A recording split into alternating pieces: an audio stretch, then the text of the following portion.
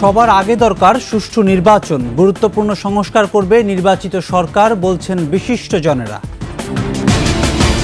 অন্তর্বর্তী সরকার ইচ্ছেমতো কাজ করছে অভিযোগ তারেক রহমানের, ভুল করলে মানবে না জনগণ। পল্লবীতে 2 সন্তানকে হত্যার পর আত্মহত্যার চেষ্টা বাবার, জর্জরিত ছিলেন ঋণের বোঝায়।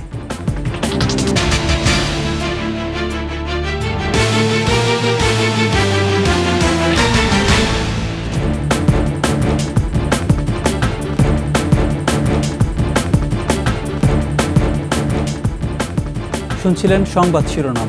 আমন্ত্রণ 21শে সংবাদে, সাথে আছি আমি প্রণব চক্রবর্তী।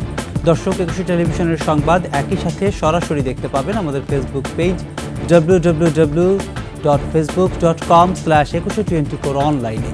এছাড়া সাবস্ক্রাইব করতে পারেন www.youtube.com/21ETV চ্যানেলে। দেশে সবার আগে একটি সুষ্ঠু নির্বাচন প্রয়োজন বলে মত বিশিষ্টজনদের। নির্বাচিত সরকারি সংস্কার এবং জাতীয় গুরুত্বপূর্ণ বিষয়ে সমাধান দেবে বলে মত তাদের। তবে রাজনৈতিক একতার ভিত্তিতে সংবিধান সংস্কারের কাজ না করলে ব্যর্থতার আশঙ্কা উঠে আসে বিচারপতি, আইনজীবী ও বিশিষ্টজনদের বক্তব্যে। সংবিধানের খসড়া প্রস্তাবনার বিষয়ে প্রেস ক্লাবে আলোচনায় এসব মতামত দেন বক্তারা। বিস্তারিত শাকের আরজুর রিপোর্টে। গত 5 আগস্ট গণ অভ্যুত্থানের মাধ্যমে আওয়ামী সরকারের পতনের পর থেকে রাষ্ট্র সংস্কারের দাবি তুলেছে বিভিন্ন রাজনৈতিক দল, সংগঠন ও নাগরিক সমাজের প্রতিনিধিরা। এরই প্রেক্ষিতে গঠন করা হয় সংবিধান সংস্কার কমিশন। শনিবার জাতীয় প্রেস ক্লাবে ল রিপোর্টার্স ফোরামের আয়োজনে সংবিধানের খসড়া প্রস্তাবনা পেশ করেন ফোরামের সাবেক সভাপতি সালেউদ্দিন। খসড়া প্রস্তাবনা নিয়ে আলোচনায় অংশ নেন সাবেক বিচারপতি, অ্যাটর্নি জেনারেল, সুপ্রিম কোর্টের সিনিয়র আইনজীবী, সমাজের বিশিষ্ট ব্যক্তি এবং গণমাধ্যম ব্যক্তিত্বরা। খসড়া প্রস্তাবনায় সরকারি সব কার্যালয়ে জাতীয় পতাকার প্রতিকৃতি প্রদর্শন করার প্রস্তাব দেয়া হয়। আমাদের যে মুক্তিযুদ্ধ করে যে মহান পতাকা, সেই পতাকা এবং বাংলাদেশের যে প্রতীক, সেই প্রতীকটি আমাদের অফিস আদালতে এটি স্থাপিত হবে। ডেমোক্রেসির মূল কথা কি? মাল্টি পার্টি ডেমোক্রেসি হবে, কম্পিটিশন থাকবে, আমি আমার কথা বলবো, আপনি আপনার কথা বলবেন। পিপল যে অ্যাকসেপ্ট করবে এটা উইল বি অ্যাকসেপ্টেড, পিপল যেটা অ্যাকসেপ্ট করবে না it will not be accepted. এখান থেকে নাও, ওখান থেকে নাও, ওখান থেকে নাও, আর কম্পিটিশন থাকবে না। There should be competition. এবং ডেমোক্রেসিতে যদি কম্পিটিশন না থাকে তাহলে অথরিটারিয়ানিজম হবে। সংবিধান নিয়ে আলোচনায় বক্তারা দ্রুত নির্বাচন দেয়া এবং রাজনৈতিক দলগুলোর ঐক্যের উপর জোর দেন। আমাদের সংবিধানে সেকুলারিজম থাকবে কি থাকবে না, তো এই ধরনের সেন্সিটিভ ইস্যুস যখনই সামনে আসবে তখনই প্রত্যেকটা পয়েন্টে পক্ষে বিপক্ষে বিভিন্ন মতামত আসবে, and that will invite division. আমি ব্যক্তিগতভাবে মনে করি that we should become less ambitious at this juncture. Our ambition should be confined to undertaking such reform as is necessary to hold a free and fair election.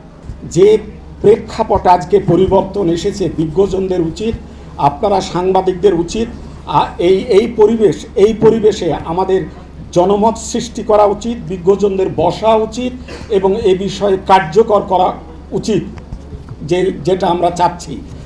সংসদ গণপরিষদ না থাকায় নতুন করে সংবিধান পুনর্লিখন সম্ভব নয় বলে মত দেন বক্তারা। আমাদের গণপরিষদ নেই, সংসদ তো নেই, গণপরিষদের আসলে নেই। কিভাবে গঠন হবে আমার স্বল্প বুদ্ধিতে আমি বুঝতে পারছি না, কিন্তু যেটা আছে রাস্তার ওই পারে আমাদের সুপ্রিম কোর্ট আছে এবং এই সুপ্রিম কোর্টে কিন্তু পঞ্চদশ সংশোধন নিয়ে শুনানি চলছে, ত্রয়োদশ সংশোধন নিয়ে শুনানি হওয়ার কথা, অন্যান্য বিষয়গুলো সেখানে উত্থাপন করা সম্ভব এবং সুপ্রিম কোর্টের মাধ্যমে আমরা কিছু দিক নির্দেশনা পাবো যেটার ভিত্তিতে আমরা এগিয়ে যেতে পারি।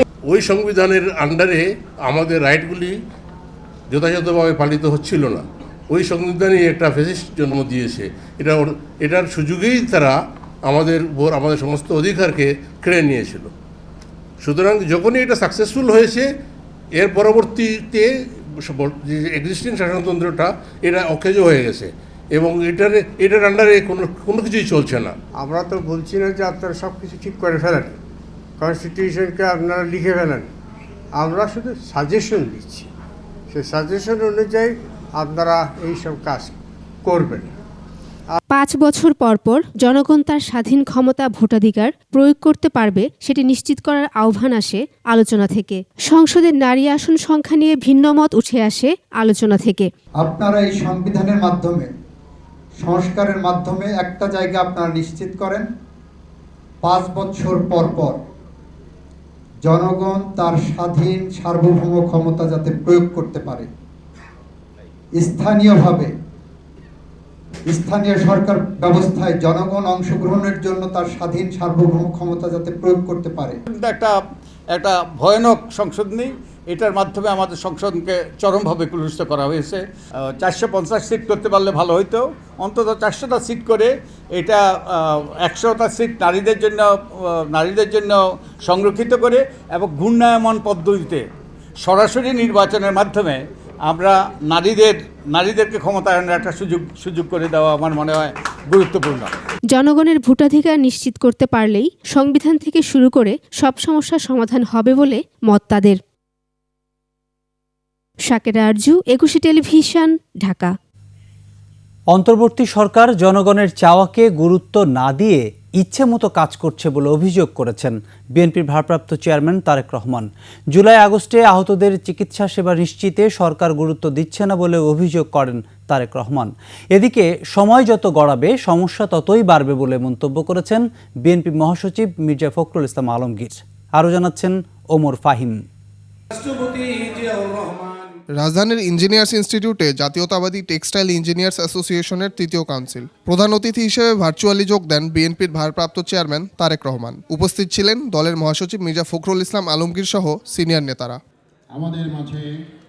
তারেক রহমান বলেন, রাষ্ট্র সংস্কার করতে অন্তর্বর্তী সরকার কোনো ভুল করলে দেশের মানুষ তা মেনে নেবে না। রাষ্ট্র মেরামতের কর্মযজ্ঞ সম্পাদন করতে গিয়ে অগ্রাধিকারের সেটিং যদি ভুল হয় তাহলে কিন্তু জনগণের কাছে সরকারের অদক্ষতা হিসাবেই কিন্তু এটি বিবেচিত হবে। অন্তর্বর্তীকালীন সরকারের কিছু কিছু সিদ্ধান্ত মনে হয় তারা জনগণের যে আকাঙ্ক্ষা সেটার প্রতি ভ্রুক্ষেপ করতে বোধহয় চাইছে না। অনেক অপ্রাপ্তি থাকার পরও বর্তমান সরকারের ওপর মানুষ আস্থা হারাতে চায় না। সরকারের সাথে জনগণের দূরত্ব তৈরি হলে ষড়যন্ত্রকারীরা বেশি সুযোগ পাবে বলেও মন্তব্য করেন তারেক রহমান। গণতন্ত্রকামী স্বাধীনতা প্রিয় মানুষের ব্যর্থতা এই সরকারকে ব্যর্থ করে দিতে পলাতক যে স্বৈরাচার তার এবং তাদের দোসররা কিন্তু বসে নেই, সেটা দেশের ভেতরেই হোক বা দেশের বাইরেই হোক, প্রশাসনের ভিতরেই হোক বা বাইরে হোক, ওরা কিন্তু ওত পেতে আছে যে কিভাবে এই অন্তর্বর্তীকালীন সরকারকে ব্যর্থ করে দেওয়া যায়। এ সময় গণতান্ত্রিক রাষ্ট্র নির্মাণে প্রয়োজনীয় সংস্কারগুলো দ্রুত সম্পন্ন করার তাগিদ দেন দলের মহাসচিব মির্জা ফখরুল ইসলাম আলমগীর। বাংলাদেশের মানুষের মূল যে আকাঙ্ক্ষা, সে আকাঙ্ক্ষা হচ্ছে একটা গণতান্ত্রিক রাষ্ট্রে। সেই আকাঙ্ক্ষাটাকে বাস্তবায়িত করতে আমাদের যে সমস্ত সমস্যাগুলো সৃষ্টি হয়েছে সেগুলোকে দূর করতে হবে। মানুষের সকল দাবি অন্তর্বর্তী সরকারের পক্ষে পূরণ করা সম্ভব নয় বলেও মন্তব্য করেন তিনি। সমস্ত অন্যায়কে প্রতিরোধ করতে হবে। ওমর ফাহিম, 21 টেলিভিশন, ঢাকা। রাজধানীর পল্লবীতে 2 শিশু সন্তানকে গলা কেটে হত্যার পর নিজের গলায় ছুরি চালিয়ে আত্মহত্যার চেষ্টা করেছেন মোহাম্মদ আহাদ নামের এক ব্যক্তি। পরে তাকে উদ্ধার করে ঢাকা মেডিকেল কলেজ হাসপাতালে পাঠিয়েছে পুলিশ। পুলিশ ও স্বজনরা বলছে, পারিবারিক কলহ, আর্থিক অনটন সহ ঋণ পরিশোধ করতে না পেরে এই কাণ্ড ঘটিয়ে থাকতে পারে আহাদ। মফিউর রহমানের রিপোর্ট।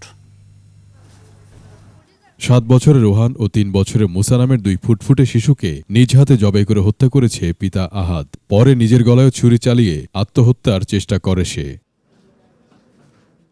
পুলিশ ঘটনাস্থল থেকে 2 শিশুর লাশ উদ্ধার করে কুর্মিটোলা হাসপাতালে পাঠায় আর তাদের পিতা আহাদকে আশঙ্কাজনক অবস্থায় ঢাকা মেডিকেল কলেজ হাসপাতালে পাঠায়।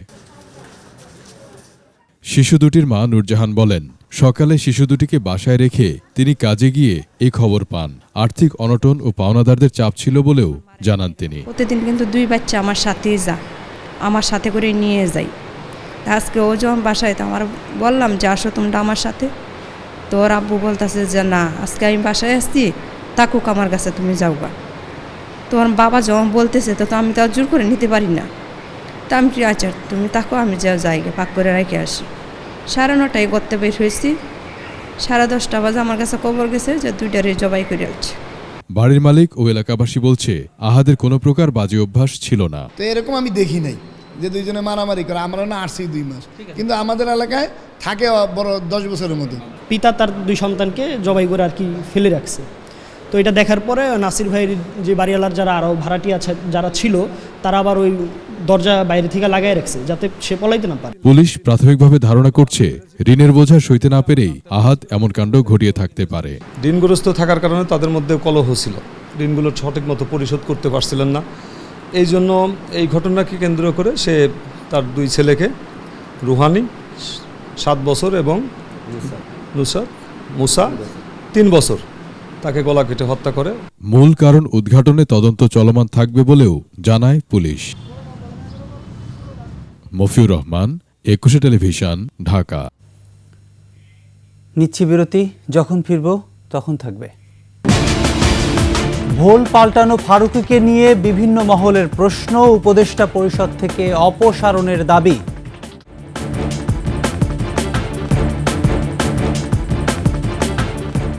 আবারও আমন্ত্রণ 21 সংবাদ। 16 বছর ধরে আওয়ামী লীগ সরকারের সুবিধা ভোগ করেছে। তবে হাসিনা পতনের কিছুদিন আগে ভোল পাল্টান নির্মাতা মোস্তফা সারোয়ার ফারুকী, তারপর হয়ে যান অন্তর্বর্তী সরকারের উপদেষ্টা। কোন যোগ্যতায় ফারুকীকে উপদেষ্টা করা হয়েছে তা নিয়ে প্রশ্ন উঠেছে নানা মহলে। বৈষম্য বিরোধী ছাত্র আন্দোলন ও সুশীল সমাজের পাশাপাশি আলেমরাও ফারুকীকে উপদেষ্টা হিসেবে দেখতে চান না। মানিক শিকদারের রিপোর্ট। আমারে খালি একটা কোণা দিয়ে দিও। দেশের ইতিহাসে সবচেয়ে বড় বাজেটের চলচ্চিত্র মুজিব একটি জাতির রূপকার চলচ্চিত্রে অভিনয়ের জন্য আরিফিন শুভর বরাদ্দকৃত সরকারি প্লট বাতিল হলেও নুসরাত ইমরোজ তিশা হয়েছেন পুরস্কৃত। তার স্বামী মোস্তফা সরোয়ার ফারুকী পেয়েছেন উপদেষ্টার পদ। এ নিয়ে চলছে নেটিজেনদের আলোচনা সমালোচনা। নতুন 3 উপদেষ্টা শপথের দিন থেকেই ছাত্র জনতার মধ্যে প্রতিক্রিয়া দেখা যায়। শাহবাগে যে ফ্যাসিবাদের বীজ রোপিত হয়েছিল সেটা বিরুদ্ধে পরবর্তীতে তিনি গিয়েছেন এক সময় ইত্যাদি বলেছেন, কিন্তু মুজিব প্রশ্নে তার স্থানটা কোথায়? এবং মুজিবকে ব্যবহার করে যে ফ্যাসিবাদের একটা আইকন তৈরি করা হয়েছিল হিটলারের মতো, হ্যাঁ, এ ব্যাপারে তার মতামত কি? আরও অনেক কিছু তাকে স্পষ্ট করতে হবে। জনপ্রিয় বেশ কিছু নাটক চলচ্চিত্রের নির্মাতা মোস্তফা সরোয়ার ফারুকী, তবে তার নির্মিত নাটক চলচ্চিত্রের কাহিনী ও সংলাপ নিয়ে আছে বিতর্ক। তুমি আমার সঙ্গে লিটনের ফ্ল্যাটে চলো, এর চেয়েও নিরিবিলি। রাজনীতিবিদ ও আলেম সমাজের প্রতিনিধিরা এই উপদেষ্টা নিয়োগ নিয়ে প্রশ্ন তুলেছেন। সমাজ বিধ্বংসী যে সংস্কৃতি বলয়টা তারা দীর্ঘ 15 বছরে তৈরি করেছিল, এই সংস্কৃতি বলয়টাকে রক্ষা করার জন্যে তারা এই মোস্তফা সরোয়ার ফারুকীর মতো একজন লোক এখানে বসায়। কোটা না মেধা এই স্লোগানে আন্দোলনের সাফল্য এলেও মোস্তফা সরোয়ার ফারুকীকে বিশেষ কোটায় নিয়োগ দেওয়া হয়েছে বলে মনে করছেন আলেমরা। আমরা জীবন দিয়েছি, প্রাণ দিয়েছি, আমাদের দাবি বেশি। আমার অনেক হাফেজরা জীবন দিয়েছেন, অনেক আলেম ওলামারা জীবন দিয়েছেন। সেখানে মোস্তফা সরোয়ার ফারুকীর মতন একজন উপদেষ্টা হুট করে এসে বসে পড়বে আর আমরা মেনে নেব, এটা অসম্ভব ব্যাপার। ফেসিবাদের সুবিধা নিয়ে নাটক চলচ্চিত্রে ইসলাম বিরোধী বিজাতীয় সংস্কৃতির অনুপ্রবেশ ঘটিয়েছেন এমন ব্যক্তি উপদেষ্টা হলে জাতি আরো সংকটে পড়বে বলে মনে করেন ইসলামী চিন্তাবিদরা। সমকামিতা, পরকীয়া এবং সমাজ বিধ্বংসী, আমাদের মূল্যবোধ বিধ্বংসী যে সংস্কৃতি আছে, এটা যাতে আমাদের সমাজে প্রকাশ করতে না পারে, আমরা সুনির্দিষ্টভাবে এই বিষয়ে কথা বলেছিলাম, কিন্তু দেখা গেল ঠিক ওইরকম একটা উদ্যোগই তারা গ্রহণ করলো। অবিলম্বে ফারুকীর পদত্যাগ দাবি করেছেন তারা। সর্বজনীন সিদ্ধান্তের মাধ্যমে উপদেষ্টা নিয়োগ করতে হবে, অন্যথায় আমরা আবারও রাস্তায় নামতে বাধ্য হব। মানিক শিকদার, 21 টেলিভিশন, ঢাকা। সেনা, নৌ ও বিমান বাহিনীর কর্মকর্তাদের ম্যাজিস্ট্রেসি ক্ষমতা আরও 60 দিন বাড়িয়েছে সরকার। 15 নভেম্বর তারিখের জনপ্রশাসন মন্ত্রণালয়ের এক প্রজ্ঞাপন জারি করা হয়েছে। এতে বলা হয়, বাংলাদেশ সশস্ত্র বাহিনীতে কর্মরত সেনাবাহিনীর ক্যাপ্টেন ও তদূর্ধ্ব সমপদমর্যাদার কমিশনড কর্মকর্তাদের সারা বাংলাদেশে বিশেষ এক্সিকিউটিভ ম্যাজিস্ট্রেটের ক্ষমতা অর্পণ করা হলো। তাদের পাশাপাশি কোস্টগার্ড ও বিজিবিতে প্রেষণে কর্মরত সামরিক কর্মকর্তারাও একই ক্ষমতা পেয়েছেন। এর আগে দেশের আইন শৃঙ্খলা পরিস্থিতি নিয়ন্ত্রণে 17 সেপ্টেম্বর সেনা কর্মকর্তাদের ম্যাজিস্ট্রেসি ক্ষমতা দেয়া হয়। এর কয়েকদিন পর 30 সেপ্টেম্বর থেকে এই ক্ষমতা দেয়া হয় নৌ ও বিমান বাহিনীর কর্মকর্তাদের। এরই সাথে শেষ করছি 21 সংবাদ। যাবার আগে সংবাদ শিরোনামগুলো আরও একবার। সবার আগে দরকার সুষ্ঠু নির্বাচন, গুরুত্বপূর্ণ সংস্কার করবে নির্বাচিত সরকার, বলছেন বিশিষ্টজনেরা।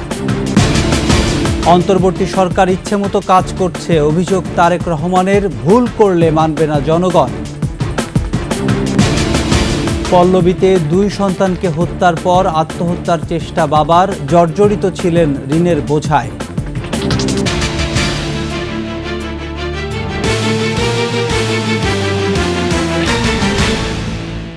দর্শক, সর্বশেষ সংবাদ জানতে ডায়াল করুন 2024 নম্বরে, আর ভিজিট করুন 21-tv.com এই ওয়েবসাইটে। ফেসবুকে ভিজিট করতে পারেন www.facebook.com/2124 অনলাইনে। এছাড়া সাবস্ক্রাইব করতে পারেন www.youtube.com/21etv চ্যানেলে। এতক্ষণ সঙ্গে থাকার জন্য ধন্যবাদ। পরবর্তী সংবাদ রাত 11টায় দেখার আমন্ত্রণ রইল। 21-এর সাথেই থাকুন।